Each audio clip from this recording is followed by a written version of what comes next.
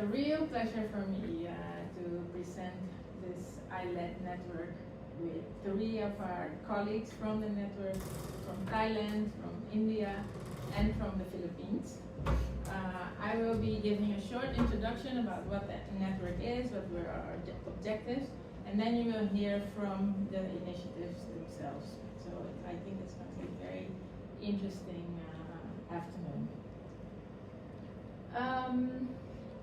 Well, these are the presenters, which I will introduce a little bit later on. Pass it on, a global network for Indigenous-Led education. In 2020, 19 or something, we started conversations with a number of organizations. What we what we saw is that indigenous peoples all over the world are losing their resilience, that their well-being is under pressure, and this has many different reasons. What we mean with resilient indigenous communities has to do with a lot of different issues. It's about, are they capable of defending their land rights? Are they capable of preserving their own culture? Do they have strong health systems? Do they have effective community governance? We talk about food security, but of course also about maintaining the social togetherness and gender equality in indigenous communities. I have been working for about 15 to 20 years with indigenous peoples in Suriname in South America, doing a lot of trainings with local community leaders. And from that work, we were able to make a lot of connections with other indigenous communities. And some of the partners, we came together and talked about, what is actually missing, what kind of support is missing if we want to support the resilience of indigenous communities. Next slide, please. Yes. Well, one thing we saw, and of course everybody who's here knows this, mainstream education is a major factor in undermining the intergenerational transfer of knowledge of indigenous peoples. And that has led to them being more dependent on outsiders.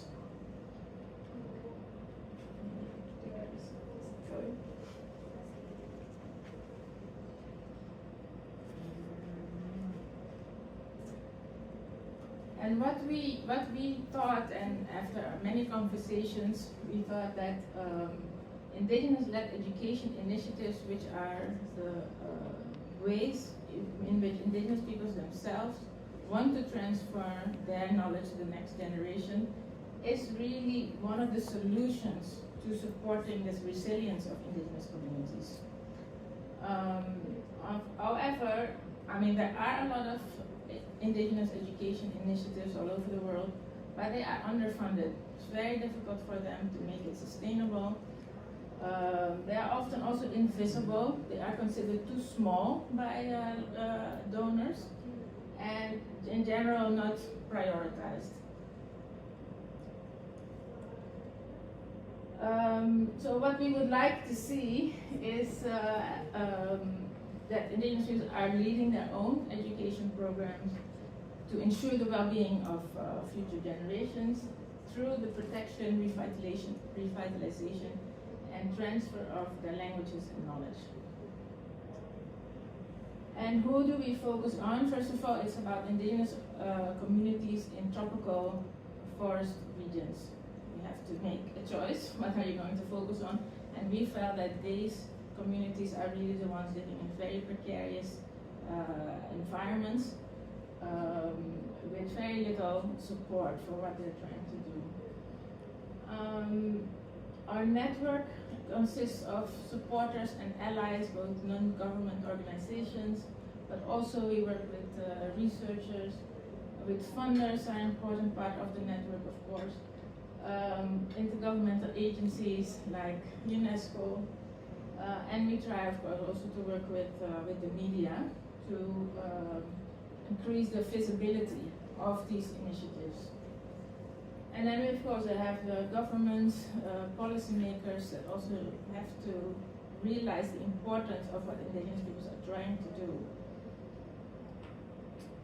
So what our plan was this 2 years ago was basically three major focus areas. One is really about the networking and knowledge sharing to facilitate that indigenous communities can come together and share what they're doing and get inspired. And we do that through, we have regional facilitators in three regions, in Africa, Asia, and Latin America, Caribbean. We organize online webinars. It's a challenge with having partners in Panama and in Thailand, of course, but we try our best. And we have, in the last 3 years, organized network activities around different themes. We started with language. In the decade of indigenous languages that we are in now, we produced a report on indigenous languages and the transfer of indigenous languages. We have brochures there.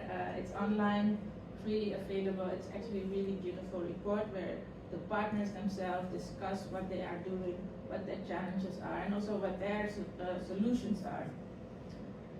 This year we have focused on gender, facilitated online or in-person and online exchanges between indigenous girls and women about the role of gender in transferring traditional knowledge. And we've started a youth fellowship but this is really new. All of this depends on how much funding we're able to generate. But we started to provide scholarships for youth to really support the associations, the organizations, with basically anything that the indigenous communities think is important when it is about transfer of knowledge. The second is that we have a small grant facility. It is small. We give funding. We try and fundraise and give funding to these initiatives, the ILED initiatives we call it, basically to work as an example of how this could work. These small-scale initiatives, and hopefully we hope that the major funders will learn from this and will also include this in their focus areas. And then, of course, we want to raise awareness of what they're doing through webinars, podcasts. We are using for social media.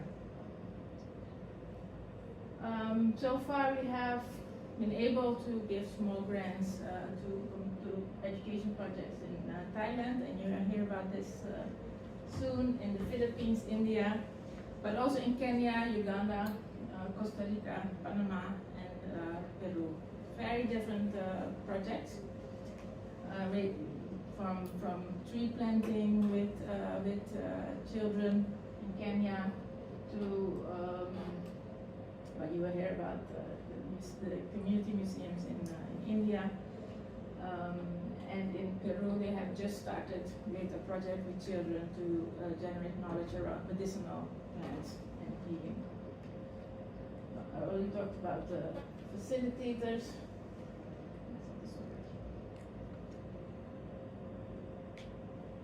I'm hurrying up a little bit because I think it's much more interesting what they have to say, and I want to, Jenna, do you want to speak first? Jenna is a short introduction.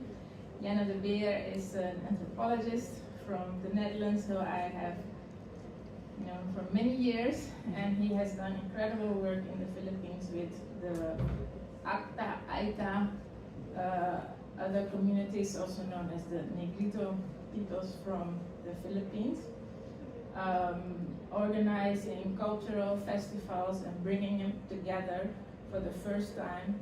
And they have now their own organization, SPNKK. But because they are so short-staffed, they were not able to come themselves, but I'm happy that Jana was able to come.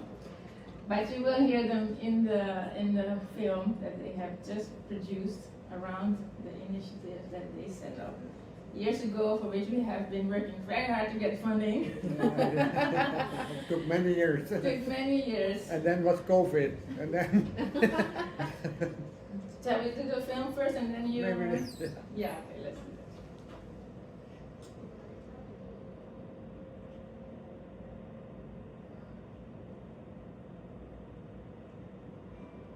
Oh yeah, you mean first the film? Yeah, Yeah. That's it.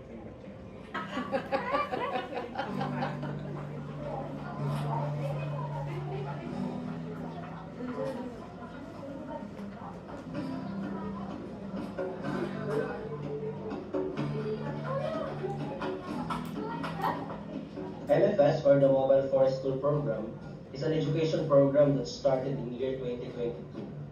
It is a 2-week period activity wherein the Negrito youth who enrolled in the program were being carefully selected by the leaders and elders of the community.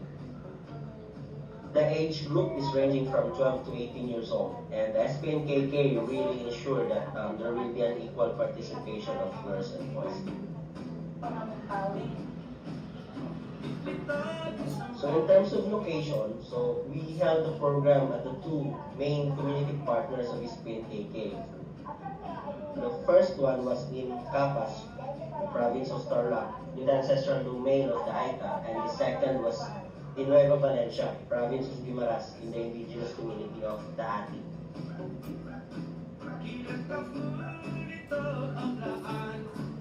So it is called Mobile Forest School because the learning venue of the students are the ancestral domains of the Negrito communities, and not just in the 4 corners of the classroom. The majority of the resource persons are the leaders and elders of the indigenous communities, who are the experts in terms of the indigenous cultural knowledge and their traditional systems.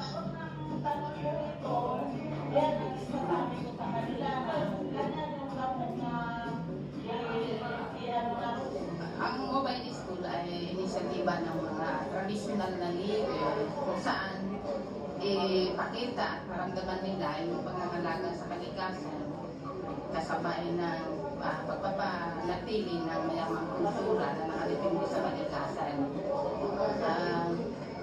Ito ay iniisip ng mga traditional na leader na malaking tulong para sa kapakanan ng susunod na saling lahi ng Negrito Group na SPNKK member.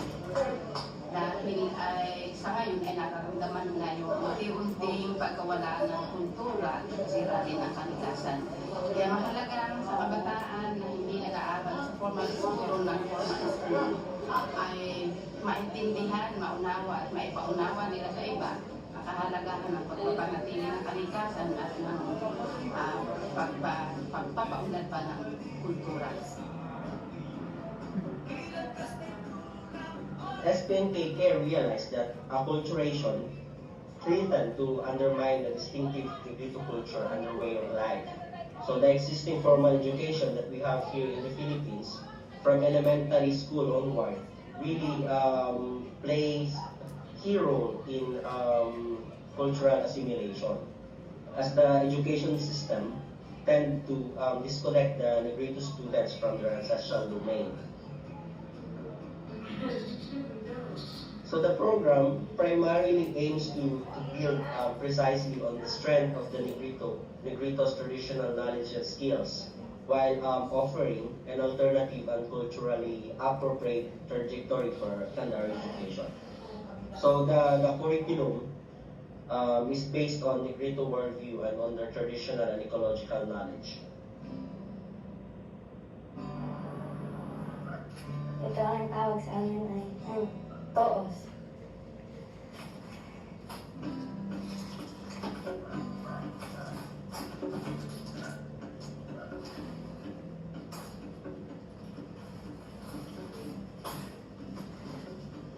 Muna yung toos na palatandaan sa amin na sa lasangka. Mas kasi na mabutan mo. Yung na sa mga delikado. So that aimed at equipping the students with the tools for confident engagement with our society at large, and to prepare the students to be effective as the future generation of indigenous leaders. Ayun pa nag-aaral, yung malating panahon. Nandito po tayo ngayon sa Tarlac. Ang mga naganap po nung nakaraang araw ay meron po kaming MSS Mobile Forest School. Kung paano namin mapaunlad at aming magpaing ninuno, kung paano kami magkakaisa, paano namin ipaglaban ang aming lupain, kung kami po ay nasa maging leaders sa katutubo. Ano yung mga pangangailangan? Nanggaling sila po sa Palawan at saka Limaras at saka sa, sa Labay ko at saka yung kami naman, hindi ko naman sa paniniha. Kailangan magtulong ko po para maging leader at para tulay sa tribong Haita. Ang katanungan ko lang isang leader kung paano siya makisama, ako magiging mabuting leader at marunong magpakumbaba at may sasalita. Ay isa sa katuparan ko po ito to share sa iba, ibahagi sa iba yung mga natutunan ko. Katulad sa mga kabataan dito. Dahil sila na rin yung susunod na generation, so dapat sila na talaga yung mangunguna. Yung mga matatanda, habang malakas pa, dapat ipasa na nila yung kaalaman nila sa community. Yung mga kaalaman nila sa tradition, ipasa na nila sa mga kabataan, ituro, para in case na sila ay mawala, nandun na sa mga kabataan yung kaalaman.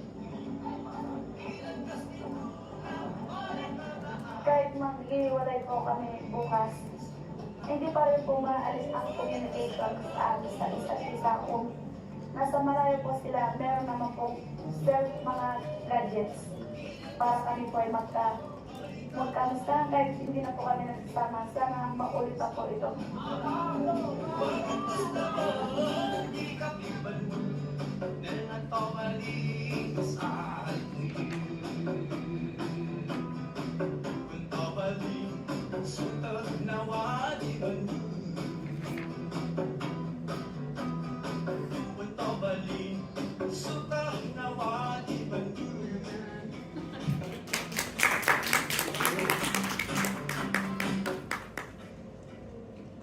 Yeah, so very short to explain, as I said, not everything is subtitled. Oh yeah, not everything is subtitled. Oh, I think Eleanor want me to follow. Stop. Here? Stop. Okay. For example, one thing you see the youth working with the leaves and the twigs and so on, not clear what they're doing. Now, of course, we talk a lot about language here, and tomorrow we have another presentation, and I will also share with you a soundtrack with traditional songs. But there's another, and that is common to all the Negrito subtribes, although they have different names for it, that is sign language, which means that before there was, iPhones and so on, they can, with stones, twigs, and leaves, they can communicate with people from the tribe that are coming after them. For example, go back home because it's very dangerous here, or flooding, or just come as quick as you can. There's many wild boar here and very fat. So good for hunting that they can communicate with in that way. Another thing, you saw the National Museum. We had earlier with the India group a small discussion about it. The beautiful thing there is that this has been the permanent exhibit that has been developed together with Negrito elders and not used, but so the youth saw it now for the first time and completely they were so enthusiastic, you know, that's about us and that this is respectful and we're not losers, something like that. What was the other thing? Yeah, that's about the museum and all the things I think better for the Q&A later on. Maybe you can explain shortly what the mobile forest school really is. Yeah. Oh yeah, that's indeed. So the mobile forest school itself, we call it now our flagship project, and it's going so well, and we're getting so good response, especially from not only from the communities and the youth, but also from local government and so on. So it's called mobile forest school, so it is not the concept, at least it's not it's in one place, it is moving. So far we the pilot was in 2 different locations for 2 weeks. So half of the youth are in school. So, but luckily we got all the principals agreed that it was a good idea because the students in the high school not performing well. Why? Because the program is boring. All the learning material is based on big city, middle class or upper class. So then we thought we have to do it just the opposite, starting with what they're good at. So they have a hunter-gatherer background. So even the small ones, if you ask, when you were 5 years old, did you already go in the forest? Of course, following the parents, learning about what you can get from the river, what you should avoid to do, what is dangerous. So there they have an advantage. So we start with those things. And then one thing they're also very hungry about the culture, the cultural day aware that it is under pressure and the threats. So they, every time they were on top of the list of the things they like, anything culture. And but also of course the forest related, the livelihood, this is what they know. And then that's very interesting, you start there, and then you come this concept there in high school, sustainability, never heard of. So we explain the concept, chuck, immediately, and within half hour we can talk about global problems. But if you start there, okay, there of course already, you lose them already. Yeah, so that is this is for kids. Originally we had planned for 12 to 18. We ended up with 10 from 10 years old, and a small girl, but a very good performer. You see her in the film with these eyes, you know. Up to 20, so it's very, yeah, normally you say that's just too much, you know, really teenagers, pupils, and then, but when all and the one thing we also heard from them, so it was 2 times 2 weeks from home, nobody homesick for 1 hour, and secondly, that they made immediately friends with each other because so much in common on the goods and also on the problems. All right? Thank you. Welcome. Thank you, Jenna. Jenna de Beer, Mobile Forest School.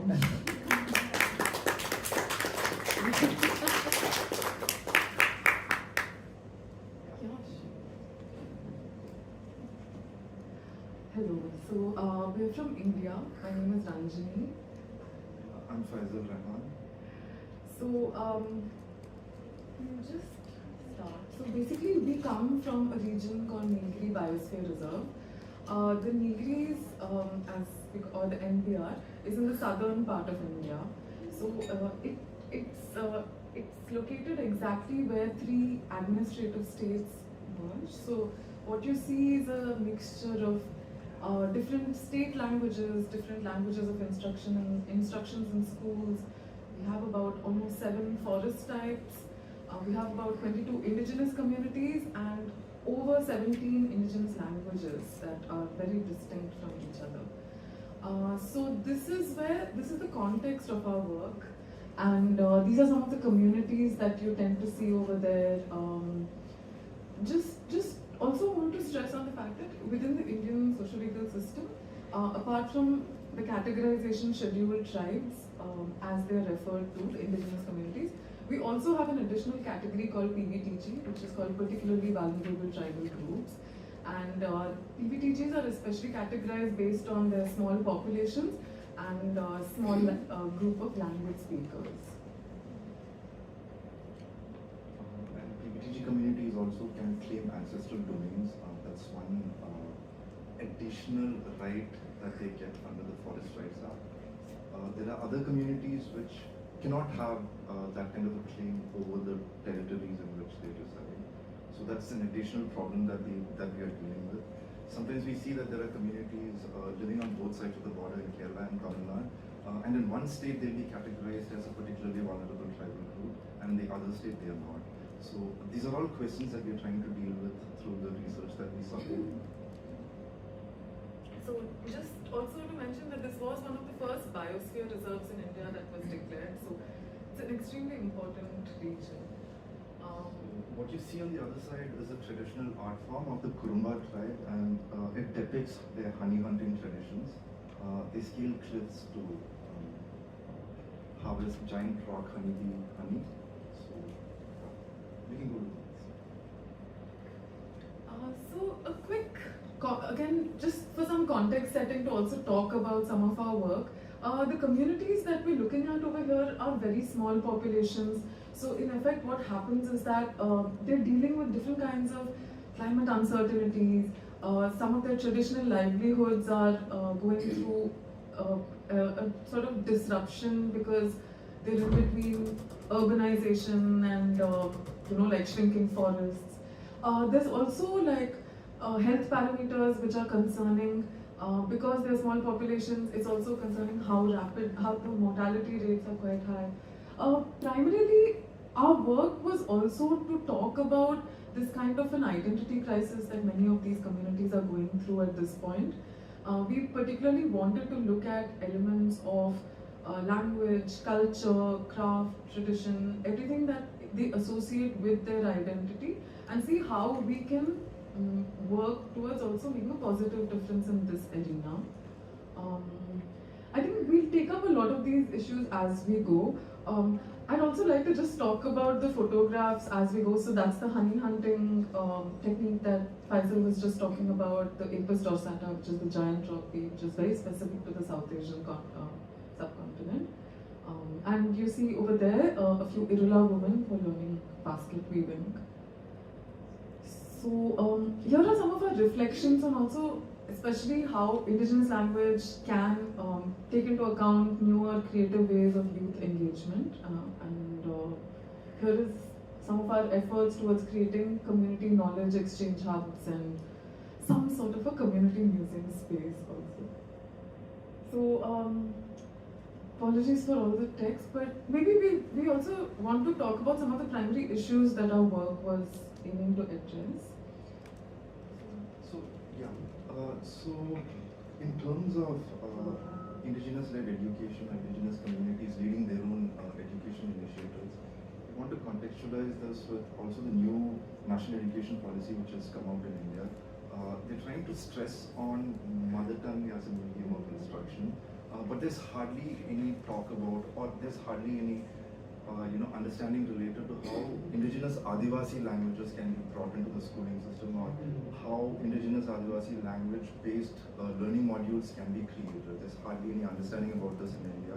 I understand that there's work going on in Andhra and certain other parts of India, but it's all very disconnected. So like where we live in the Nilgiri Biosphere Reserve, we sort of like isolated in terms of what is happening while developing such kind of initiatives. So our primary initiative, our primary focus, not a primary focus, but a major part of our focus is sort of like entering the formal spaces also, the formal education spaces, which is quite difficult also in a way. So our teams, the teams that work on the ground, they're trying to engage with, let's say like in Kerala and Tamil Nadu, we have special tribal Adivasi schools where like small kids, maybe from the age of 6 onwards, it's sort of like a boarding residential school type of a setup, where like children at a very young age are sent to these schools. So there is a sort of dissociation that happens with their cultures. Like many of these communities, for example, like some of the communities that we work with closely, Katanaik and Panya communities, they have these really rich fishing traditions and fishing techniques. So what happens is that the school season starts when the rainy season starts, so a lot of the kids go away to school and they don't get to learn this at all. So a lot of the indigenous community members are quite concerned about this, that children don't get to witness the techniques that the communities have, how they occupy the landscape or the territories. I mean, I would like to refrain myself from using landscapes. Maybe the traditional territories, sort of like they don't know what is happening out there in a more intimate way. So there is this huge dissociation that happens, and at the same time when they go to the tribal schools, it is the dominant local languages which is used there. So in Kerala you have Malayalam, and in Tamil Nadu you have Tamil.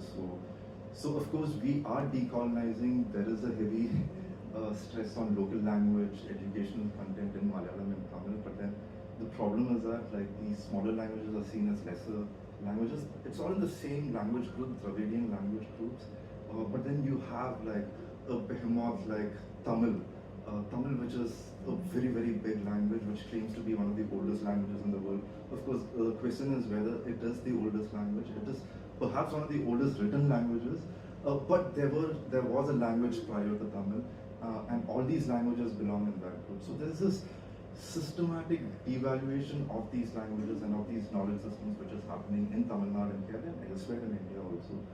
Everywhere else in India I would think that is the case. So this has been our challenge, to enter the formal schooling space and speak about it. So our teams actually have managed to have sessions with government boarding and residential schools where tribal children study. This has been one big breakthrough that we made over the last year. At least our team has made, our indigenous team has made on the ground. Some of the other challenges to contend with or issues to address while we were also working on this through the ILED network was that at one level, like President was saying, indigenous territories, the access to these territories is reducing. So we have to also look at structural ways in which ancestral domains, claims over ancestral domains can be looked at. And more importantly, language itself is not a static entity. So like while language is changing generation to generation, so the kids today may not fully, while they speak the language, the indigenous language, they may not speak the same kind of the indigenous language that their grandfathers spoke. So also how not to look at language as stuck in time or as needing to be codified in the written form. Like we wanted to look at the transformative nature of or the continuum that language itself helps us to situate within work like this. So one of the projects we want to highlight is also based in this particular region called Nilambur, which is which is in Kerala, close to the border of Tamil Nadu and Kerala. The communities we deal with over here, Panya, Katanaika, Cholanaika, there are less than 200 Cholanaika speakers right now, about only 200, and I mean, something we can speak more about. So here are some photographs. I think it's a little bit hazy, but just to say that, so this work didn't exactly start out as a community museum project. It started out more as consultative processes with community elders, where we wanted to talk about what it really means to consolidate or revitalize your lifeways. And I think a lot of their conversations were about the materiality of their cultures, or shared spaces for storytelling. It was about it wasn't only about reviving what is lost, but it's also about seeing how we can make the most of what is there right now. So. And these are the informal spaces that we are trying to get into within the villages. When our researchers, the researchers that we support, when they are on the field, they have these conversations with people who have the knowledge. I mean, the knowledge resource holders. They have conversations with them, and they try to build up a momentum related to how work should be done on this, what kind of work can be done on this, and also trying to take feedback on what is needed to keep this alive in terms of engaging with the public and also raising this issue within the communities. It's very important for the communities also to sort of support these initiatives, because a lot of these communities are sort of like leaving this behind. They think that maybe it's not important. They see that the younger folks are moving on, modernizing, and don't feel the need to come back to understanding what was or like what still is within their communities. And this is becoming a very big factor for us in terms of articulating claims related to their territories. Because if you don't have the knowledge related to your forests and the geographies and the techniques that the communities have, it becomes difficult to have at least advocates for land claims in the future. They're going to leave this behind, and it's going to be a huge gap and void to fill. So here is what we set out to do eventually. We wanted to build some kind of a public space where there will be scope for storytelling, outreach. We wanted it to be extremely, we wanted to be located, and when we refer to we also refer to our team. So just to also situate the team, there are about 7 others, all of them from indigenous communities, supported through the ILED network. And it also gave us space to sort of co-develop these ideas together. Collectively, we try to focus a lot on land, identity, language, and whatever emerges from that. I think we'd like to speak through the photographs the most. So what eventually started as small group discussions, it went on to become about, oh, how do you repair this particular basket? Who's the person who is still, which elder can repair this basket? How can we really learn through him? So I think a lot of this becomes about the live action. So in some sense, like we were earlier talking about how we're very conflicted about using the word museum. But also we want to be able to claim it and redefine the word museum. Like International Council of Museums has also come up with a recent definition, which actually I think in spirit we try to follow. So like what you see is also just you see some baskets, and in fact some of these baskets that you see are very important for they collect resin in the baskets that you see below. The very, like Fez was earlier saying, I think the very technique of resin collection is dying out. So then the act of talking about the basket, talking about how to repair it, so just that very object comes to life through some of these conversations that we have, which is why I call it a knowledge exchange space. And what you see is also, like Jenny was talking about mobile forest school, there's also sort of like a mobile school.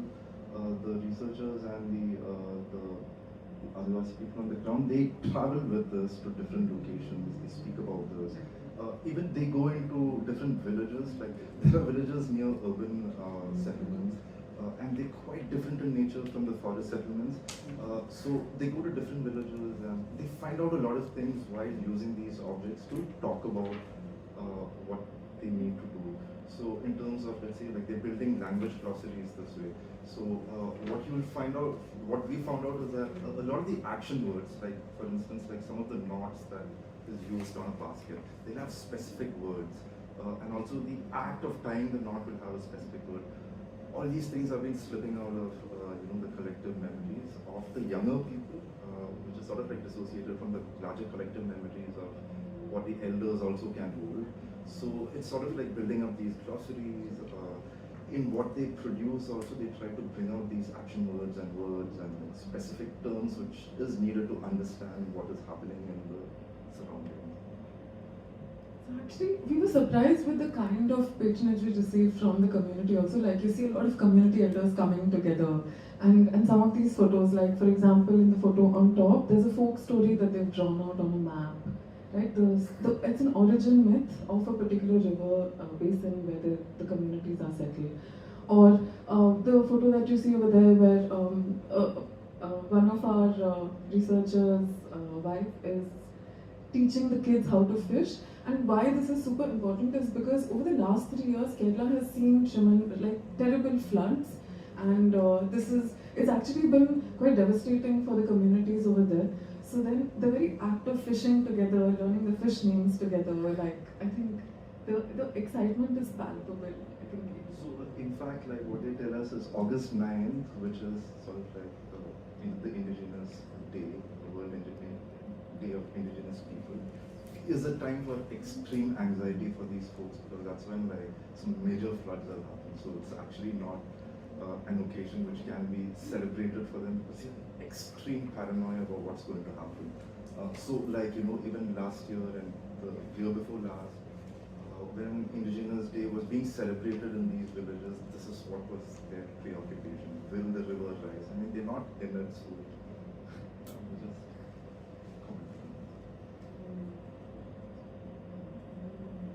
So again, these are different kinds of objects. Like, we can get into the detailed stories, but just to say that they all represent like very unique cultural traditions that only communities, these small populations, are practicing in this very specific region. Some musical instruments that they were able to commission. They were able to find exactly the knowledge bearers from another village who know how to make this instrument. That's a fishing basket that you see on top. It's a very special kind of basket, and I think there are barely any people who know how to make it now. I think so. Outside of Nilampur region, where we were trying to focus our work on this community, we also want to talk about some of the other methods around language, other methods that seem to have worked, especially in terms of engaging the youth, and going deeper into some of their knowledge traditions. Like, for example, we offer some fellowships. So here is an example of a buffalo corridor map that one of our research fellows had made. So I think within it is a lot of things are encoded within it.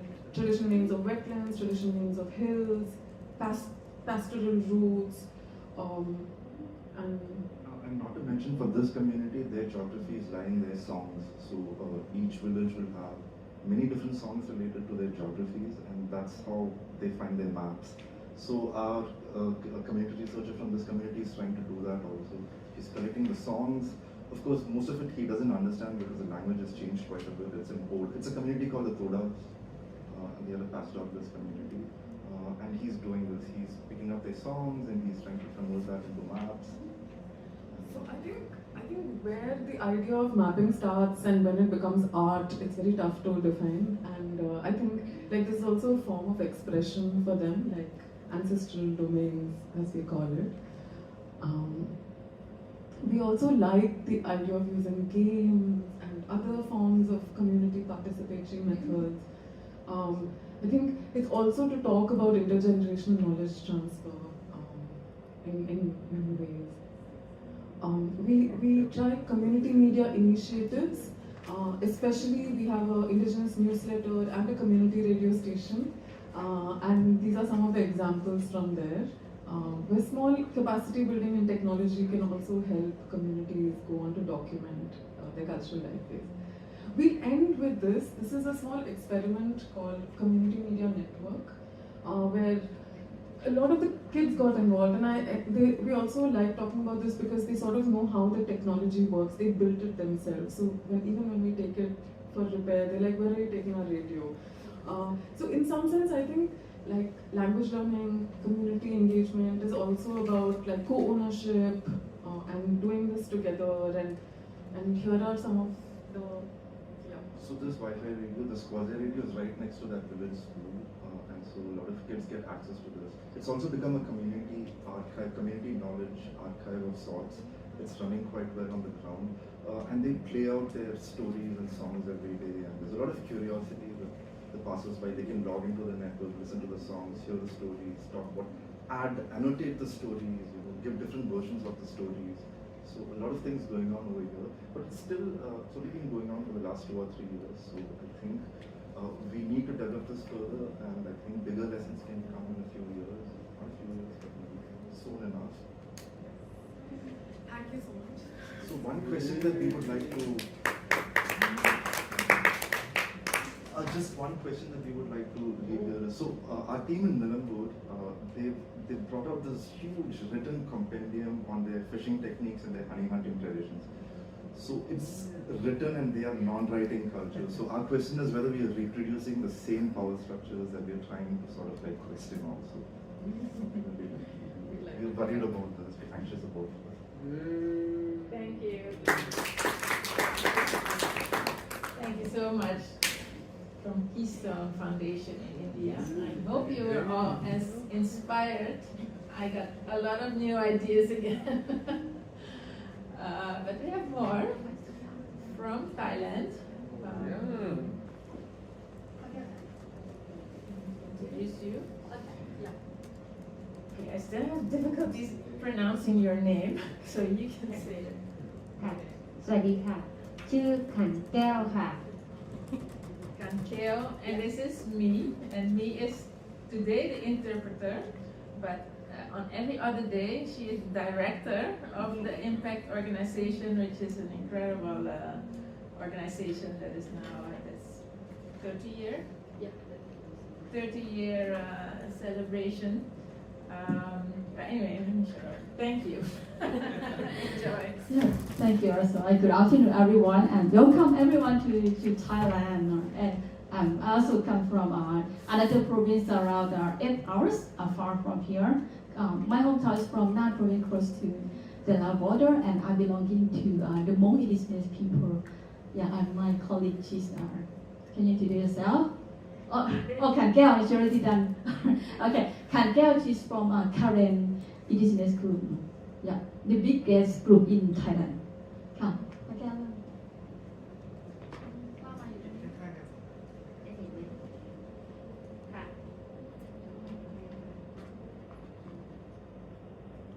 ก็อันนี้ก็จะเป็นในส่วนของโรงเรียนในประเทศไทยก็จะมีศูนย์การเรียนนะคะที่เกิดขึ้นแล้วก็ตอนนี้เนี่ยหนึ่งในนี้ก็จะเป็นในส่วนของศูนย์การเรียนมอญคีซึ่งตั้งอยู่ที่จังหวัดเชียงใหม่ในภาคเหนือของประเทศไทยนะคะ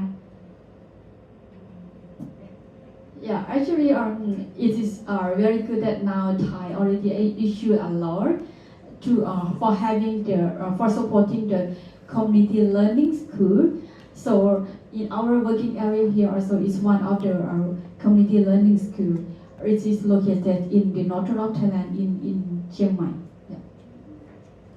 ก็ในส่วนของแบ็กกราวด์คร่าวๆนะคะในส่วนของประชาชนก็ยังไม่เยอะนะคะก็อยู่ที่ประมาณ400 กว่าคน500นะคะแล้วก็ในส่วนของอาชีพต่างๆซึ่งหมู่บ้านนี้ก็ยังเป็นในส่วนของหมู่บ้านที่ยังไม่ค่อยเปิดมากนักก็ยังเป็นในส่วนของดั้งเดิมอยู่เพราะฉะนั้นเนี่ยก็จะเป็นในเรื่องของการทำอาชีพแบบพื้นบ้านอยู่นะคะ So actually, this community named Mawaki Arts Community, and there are Karen people, and it's not a big community; it's a small. It's just only this number of the population, right? And they still keep their traditional livelihood. For example, doing the rotational farming, the paddy field, or catering forest for that. Yeah.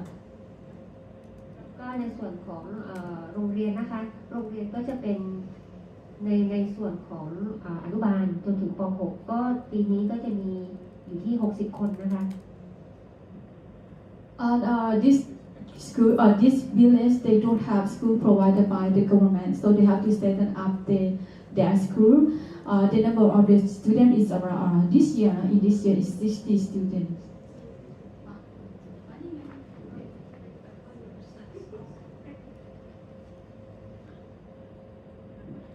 ไปเยอรมันมาอย่างเดียวเนาะค่ะก็ในส่วนของโรงเรียนนะคะก็จะเริ่มต้นตั้งแต่ปี 1992 นะคะซึ่งประมาณ30 กว่าปีแล้วนะคะแล้วก็ในส่วนของ หลักสูตรก็จะเป็นหลักสูตรวิถีวัฒนธรรมแล้วก็บูรณาการกับหลักสูตรแกนกลางจนถึงปัจจุบันนะคะ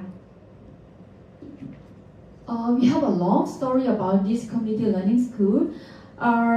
About 30 years ago, it's almost the same as with our organization. During that time, there's no school there because it is in very far away from the town. So the leader they really want to have school for this in order for the students to get access to school. So they try to consult with us for setting up the community learning school. At that time, we try to ask the collaboration from the government, but it's still very difficult for the government to provide the school for every single community.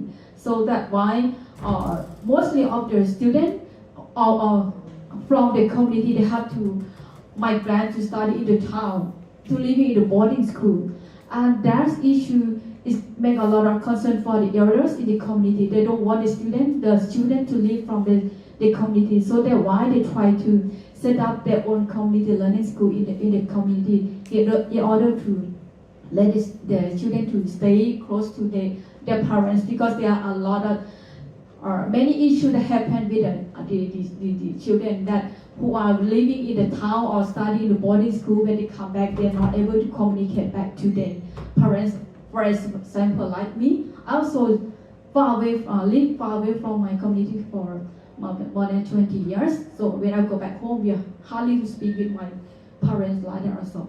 So that's why they try to set up the community learning school in the school, to have their own curriculum, try to enhance the capacity for the youth and for the youth to teach in the school also.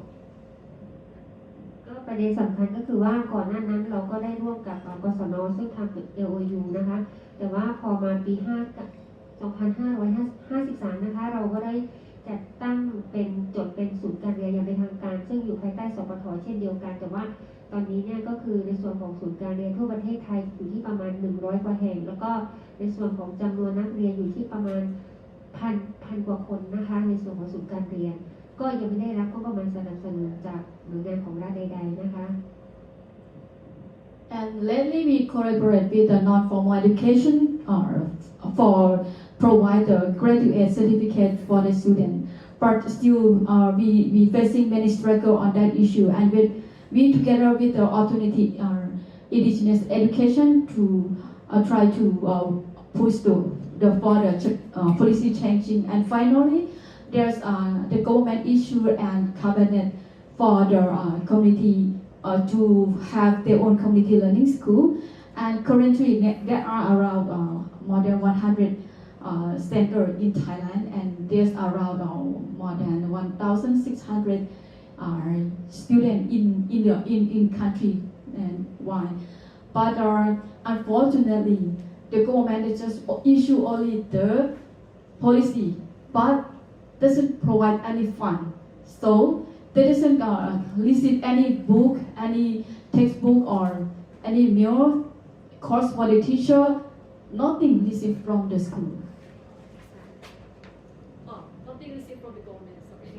ค่ะก็ในส่วนของการบริหารจัดการศูนย์การเรียนที่โมวันคีนะคะก็จะมีรวมไปถึงในเรื่องของผู้รู้นะคะที่มาสอนในโรงเรียนคุณครูประจำการที่สอนหลักสูตรแกนกลางด้วยนะคะรวมไปถึงเยาวชนที่เราเรียกว่าพี่สอนน้องนี่ก็จะเป็นส่วนหนึ่งที่ทำให้การจัดการเรียนการสอนของศูนย์การเรียนมีความร่วมมือร่วมกับชุมชนแกนนำชุมชนรวมไปถึงคนในชุมชนทั้งหมดที่เกี่ยวข้องนะคะว่าเรามีการสนับสนุนการจัดการเรียนการสอนโดยใช้ภาษาแม่เป็นฐานเรียนอย่างไรบ้างที่เชื่อมกับองค์ความรู้ภูมิปัญญา So the issue is you have to really not only working in the school only, but the strengthening of the community also very important, especially the parents, the elders, the leaders in the school, in the community. They have to strengthen and collaborate to support the center. So we can see that the knowledgeable person, they play very important role to transfer the knowledge to the student in the school. And the parents also play very important role to, for example, provide the food or sometimes become the labor in the school, building or restructure in the school like that. So they play all of our the community member to play very important roles and to provide for the school. รวมไปถึงในเรื่องของเราพูดถึงหลักสูตรวิถีวัฒนธรรมนะคะก็จะมีเนื้อหาองค์ความรู้อยู่ในทุกด้านในทุกด้านไม่ว่าจะเป็นภาษาไม่ว่าจะเป็นในเรื่องของเศรษฐกิจชุมชนไม่ว่าจะเป็นในเรื่องขององค์ความรู้ทุกอย่างที่เกี่ยวข้องนิทานลำนำอื่นๆเศรษฐกิจทุกอย่างก็คือจะใช้ในหลักสูตรวิถีวัฒนธรรมบูรณาการกับหลักสูตรแกนกลางเข้าไปในโรงเรียนด้วย So we try to integrate the local curriculum together with the mainstream curriculum together, and for example, we have the local the subject or the local economic, the storytelling, the forest management, or many issues that we bring the knowledge from the community to integrate into the curriculum. โดยเฉพาะอย่างยิ่งหลักสูตรที่เราพูดถึงเนี่ยคือไม่จำเป็นจะต้องอยู่แต่ในห้องเรียนเราพยายามใช้ประเพณีวิถีวัฒนธรรมให้เด็กๆได้เรียนรู้ด้วยไม่ว่าจะเป็นฤดูกาลอย่างเช่นการปลูกข้าวการทำไร่หมุนเวียนแล้วก็พิธีกรรมต่างๆที่เกิดขึ้นในวิถีเขาเรียกว่าปฏิทินรอบปีประจำปีนะคะแล้วก็อย่างเช่นในเรื่องของไร่หมุนเวียนพืชผักอาหารเราพูดถึงโภชนาการต่างๆเราก็ต้องไปตามหาตามล่าในไร่หมุนเวียนก็ดีหรือว่าในสวนผักไร่นาในป่าก็มีประสบการณ์ของทั้งสองท่านที่อยู่ข้างหน้านะคะได้เข้าไปเรียนรู้กับพวกเราเมื่อ 2-3 วันก่อนนะคะซึ่งเดินป่าไปครึ่งวันค่ะร่วมกับเด็กๆค่ะ So we also have it seems that our school is not only based in the school, but we also have a mobile forest school like in Philippines, right? We bring the students to learn from the community and also learn based on the community calendar, the yearly calendar of the community. For example, when they have the harvesting season, the students also have chance to learn. They have some important ceremony in the community. Students also come to join. For example, the wedding, the funeral, and the forest ordination, like that. And this is very important for the student. They learn about their own community, and we also bring the student to the forest to gathering the vegetable in the forest, also the herbal medicine, and learn how to use the herb in the forest also. อันนี้ก็จะเป็นกรณีตัวอย่างในไร่หมุนเวียนซึ่งจะมีพืชผักหลากหลายนะคะแต่ว่าตามฤดูกาลเนาะบางทีก็จะใช้กระบวนการพิธีกรรมด้วยนะคะตัวนี้แล้วก็อันนี้ก็จะเป็นพวกอาหารนะคะตามผักพื้นบ้านแล้วก็เป็นผักที่ปลอดภัยด้วยสำหรับในชุมชน So the student the forest together with the teacher they will take the student to the forest to the paddy field to collect the vegetable like the cucumber that you went 2 days before. But this time it is not the period. So so you see a lot of variety of the food here. If you go in some season, you have a lot of diversity of the food there. It's according to the food security. That really is a lot of food there. ก็อันนี้จะเป็นในส่วนของการเรียนภาษาโดยผู้รู้นะคะผู้ชายเสื้อแดงก็จะเป็นผู้รู้ที่สอนนะคะแล้วก็เราเรียนในห้องเรียนด้วยอันนี้ก็จะเป็นเรียนเรื่อง So this is we will show you some of the picture of the activities in the school, right? The students they also have chance to learn in the classroom. They two classes will study in the same room, because they don't have enough teacher, they don't have enough space for them. So one teacher they have to respond to teaching two classes in the same time. So we really want volunteer, maybe from Mahidol University. You can go to support us in the future, volunteer. We really need. So we still really need our volunteer also, not only from the Thailand but from the other countries also. So and the elder, you see the elder there. There are many elder. They come to the school to teach, bring the student to writing the current script and also run outside They also have a program for the food security for the student for the lunch. ก็จะมีภาพล่าสุดนะคะซึ่งผู้รู้เขาก็เปรียบเทียบว่าสมัยก่อนเนี่ยเขาไม่มีหนังสือไม่มีสมุดไม่มีปากกาเขาเรียนรู้กับวิถีชีวิตตามประจำวันเวลาไปกับพ่อแม่ปู่ย่าตายายก็จะเขียนในบนดินนะคะเรื่องของภาษานี่ก็เป็นคนหนึ่งบนก้อนหินบนก้อนดินแล้วใช้ทาน Alright, so yeah, you see that. Other picture, the elder they try to say that when there was before that they doesn't have any book, any pencil like that, so they learn try to drawing on the land, on the rock, on the stone like that, on the bamboo like that. So they don't have any pens, any material, so they learn from the nature. ก็จะเป็นในเรื่องของการย้อนสู่ธรรมชาตินะคะซึ่งก็จะมีผลิตภัณฑ์ที่เด็กๆทำร่วมกับผู้รู้ผู้ปกครองนะคะนี่ก็จะเป็นอาหารที่แปรรูปจากเห็ดที่อยู่ในป่าแล้วก็รวมไปถึงในเรื่องของเราพูดถึงกินข้าวเม่าเล่านิทานซึ่งฤดูกาลเก็บเกี่ยวก็จะเป็นเดือนนี้ประมาณกลางเดือนนะคะก็จะเป็นประเพณี So the youth also have trying to learn how to collect the food from the forest and transform like the mushroom, and they also bring the product to sell in the community. They have the how to say the school corporate shop. So this shop we can get some income to provide the electricity cost or some cost for the school also. Yeah, and that's even very interesting. I also really want to join once. It's coming soon. They said that eating crispy rice and listening to storytelling together.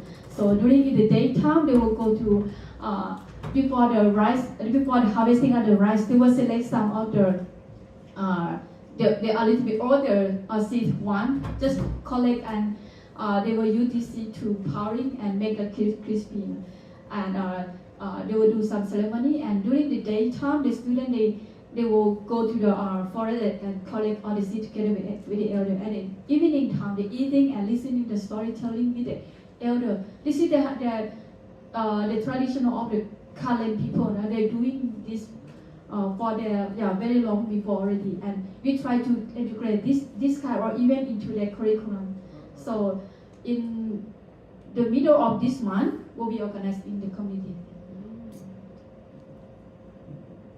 ก็อันนี้ก็เช่นเดียวกันไปเรียนรู้ในป่าในไร่ในนาเนาะแล้วก็ไปเก็บเห็ดเนาะอันนี้ก็จะเป็นอีกตัวหนึ่งที่การถ่ายทอดภาษาซึ่งผ่านเขาฟังนิทานเขาฟังเรื่องราวแล้วเขาสามารถถ่ายทอดออกมาเป็นภาพวาดศิลปะไปควบคู่กันด้วยนะคะก็จะเป็นทั้งเด็กผู้หญิงเด็กผู้ชายหรือวิถีชีวิตที่เขาฟังมาก็ออกมาเป็นสื่อแบบนี้ Okay, so this is just showing you some of the picture that drawing by the student themselves try to collect about the how to say the daily life of the member in the community, what they are doing.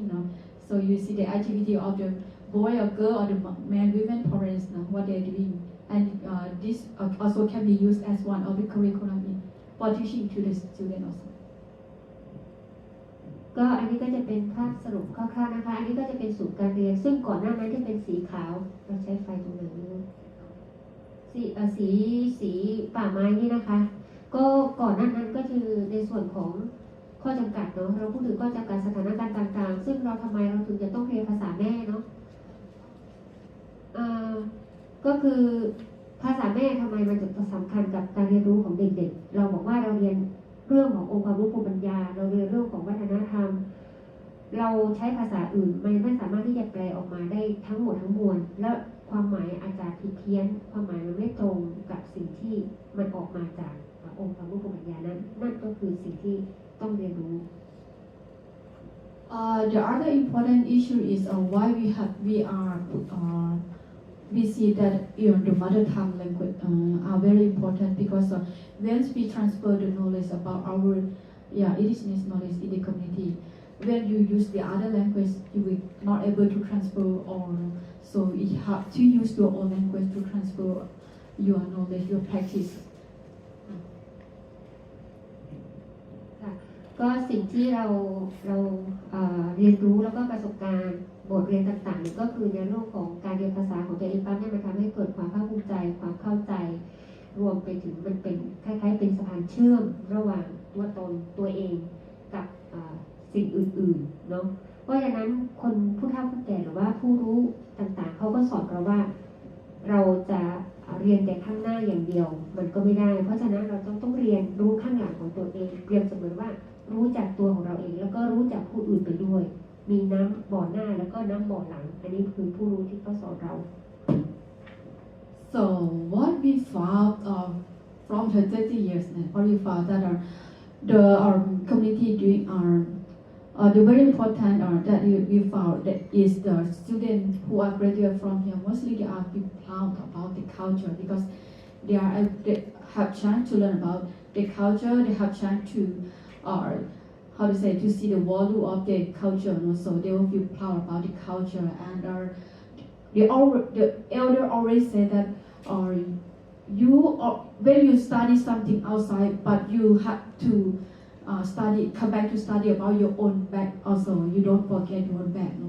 So this is very important to come back to learn about your own community also ก็ทำไมเราถึงจะต้องมามองหรือว่าย้อนหลังกลับไปว่าต้องให้ความสำคัญกับภาษาซึ่งส่วนใหญ่อย่างผู้ปกครองก็ดีซึ่งเราเจอสถานการณ์โดยภาพรวมเนาะว่าเราจะต้องเรียนภาษาเดียวแล้วก็ใช้หลักสูตรเดียวทุกประเทศซึ่งมันคงเป็นไปไม่ได้อันนี้ก็จะเป็นตัวสำคัญมากเพราะฉะนั้นเนี่ยการศึกษาเหล่านี้เนี่ยมันถูกมองว่าที่ผ่านมาเนี่ยการศึกษามันทำให้พลาดจากชุมชนซึ่งจะต้องออกจากชุมชนเนาะSo there are many lessons for the Thai education that provided by the government that the mainstream education always make you far away from your community and make you not feel proud about your community. So our elders say that you have to come back to learn about yourself So yeah.นิดเดียวเนาะก็คือเป้าสูงสุดก็คืออยากให้ในส่วนของเด็กและเยาวชนเป็นคนสองวัฒนธรรมคือรู้ตัวตนรู้จากที่อื่นก็คือจะต้องเป็นทั้งคนที่จะต้องเรียนรู้ทั้งโลกทั้งสังคมท้องถิ่นแล้วก็ชุมชนของตัวเองให้มันไปพร้อมๆกันรวมไปถึงความภาคภูมิใจในความเป็นตัวตนด้วยแล้วก็ความมั่นใจของตัวเองด้วย What we really want to see is our aim we are the community that would like to for the students to learn to how to say bio culture like also learn outside and learn their own culture either because now there are many people they already just learn outside they not value about their own culture เร็วๆเนาะก็จะเป็นในส่วนของข้อจำกัดที่ผ่านมาเราบอกว่าศูนย์การเรียนเนี่ยมันยังไม่ได้รับงบประมาณสนับสนุนจากหน่วยงานของรัฐทั้งที่หน่วยงานรัฐเองก็มีนโยบายว่าโอเคชุมชนเองสามารถจัดตั้งศูนย์การเรียนได้ภายใต้กระทรวงศึกษาธิการเนาะแต่ว่ายังไม่มีข้อจำกัดแล้วก็อีกตัวหนึ่งเพราะฉะนั้นสำคัญก็คือว่าเราจะทำอย่างไรเพื่อให้หน่วยงานของรัฐเนี่ยให้การสนับสนุนแล้วก็มีความพยายามที่จะต้องเข้าถึงศูนย์การเรียนให้ได้ว่าเราจะไม่เลือกปฏิบัติกับในส่วนของการจัดการเรียนการสอนรวมไปถึงเด็กและเยาวชนไม่มีการละเมิดสิทธิของเด็กใดๆนะ Of course, we are also facing a big challenge about their funding. Also, their government, even though they issue the law, but they doesn't provide any fund support the implementation of the school. So, if we can, the government are able to support more to this community. For example, the teacher, their material, learning material, and also the food for the student would be good. But now it seems that there are quite how to say this? You can say discriminate, right? So many of the students they are, doesn't have chance to access to those kind of supporting. Even though the Thai Constitution they say that all students in living in the state have to access to the school equally. But you can say that still now more than 1,000 students in the community learning school which doesn't receive any support yet. Okay, thank you very much. Thank you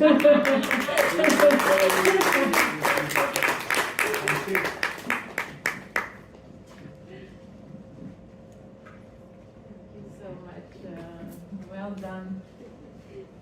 again, this is why I'm so excited about this network. These are only 3 of the projects that we support. I invite you to have a look at our website, where you can find all these projects and other activities that we do. Are there any questions?